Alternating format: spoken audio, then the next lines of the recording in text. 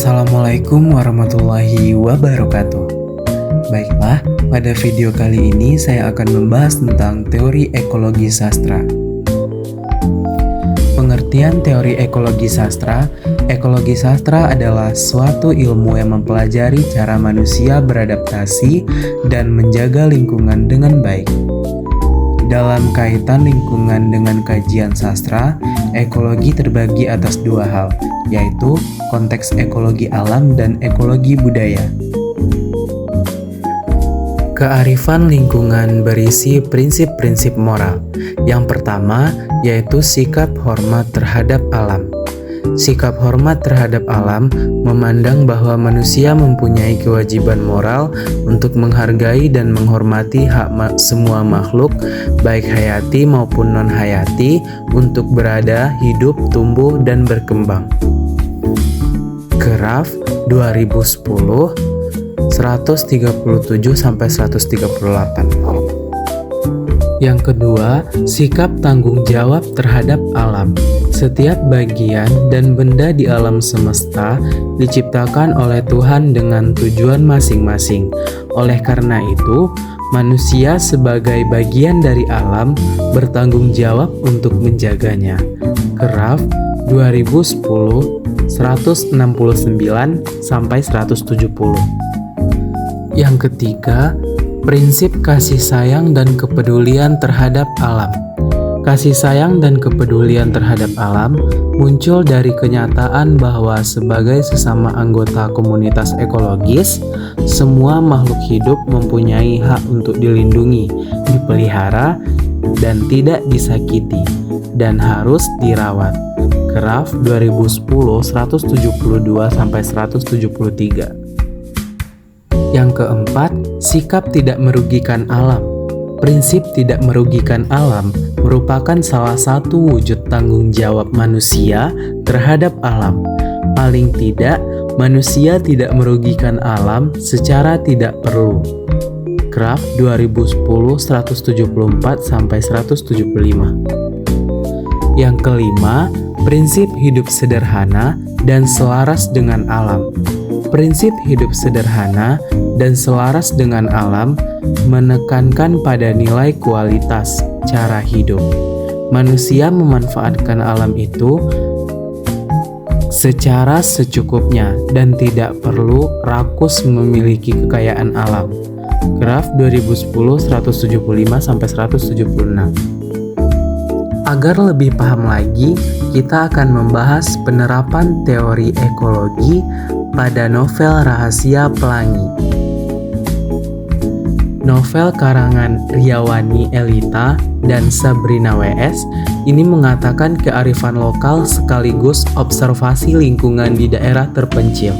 Novel setebal 324 halaman ini bercerita tentang perjuangan dua gadis tangguh bernama Rachel dan Anjani di hutan Tesonelo, Riau. Kedua gadis tersebut berjuang menjalankan misi penyelamatan lingkungan. Sikap hormat terhadap alam. Terdapat pada kutipan, tidak adil diperlakukan binatang selayaknya manusia. Gajah harus diperlakukan seperti gajah. Orang hutan, harimau, seharusnya diperlakukan sebagaimana mestinya. Armstrong dan Bowser 1993, Graf 2010 167-168 yang menyatakan bahwa sikap hormat terhadap alam terwujud dalam kesanggupan menghargai alam, kesadaran bahwa alam mempunyai nilai pada dirinya sendiri, kesadaran bahwa alam memiliki hak untuk dihormati, kesadaran bahwa alam mempunyai integritas, dan penghargaan terhadap alam untuk berada, hidup, tumbuh, dan berkembang secara alamiah, sesuai dengan tujuan penciptanya. Sikap tanggung jawab moral terhadap alam. Terdapat pada kutipan, hutan gambut ini nyaris tak tersisa, karena kanal telah dibangun untuk mengeringkannya, mengubah fungsi hutan ini dari hutan rawa menjadi lahan penyedia tanaman monokultur, penyedia bahan bakar bubur kertas, Padahal hutan gambut memiliki kandungan karbon sangat besar dan segala aktivitas pengalihan fungsi hutan ini telah berkontribusi sangat besar terhadap peningkatan emisi gas rumah kaca di negeri ini. Kraft 2010-169 yang menyatakan bahwa sikap tanggung jawab moral terhadap alam terwujud dalam bentuk mengingatkan, melarang, dan menghukum siapa saja yang secara sengaja atau tidak mengancam, membahayakan eksistensi unsur-unsur alam tersebut.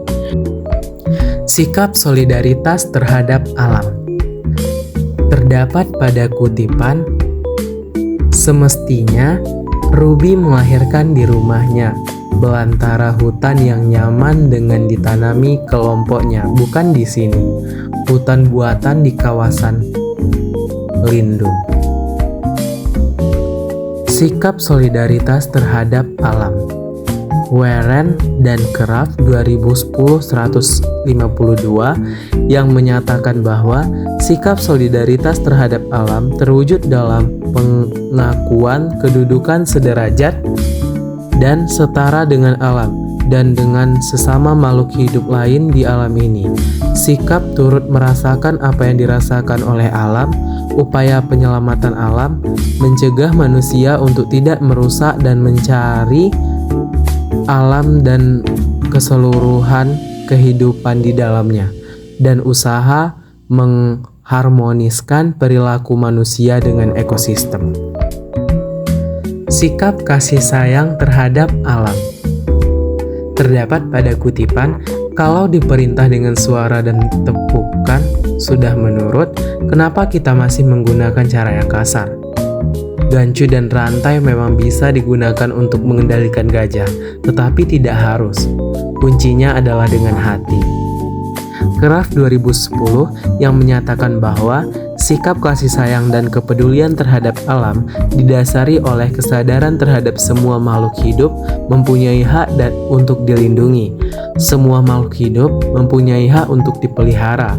Semua makhluk hidup mempunyai hak untuk tidak disakiti. Dan perlindungan dan pemeliharaan terhadap semua makhluk hidup dilakukan tanpa mengharapkan balasan. Cukup sekian penjelasan saya kali ini. Assalamualaikum warahmatullahi wabarakatuh. Sampai jumpa di video selanjutnya.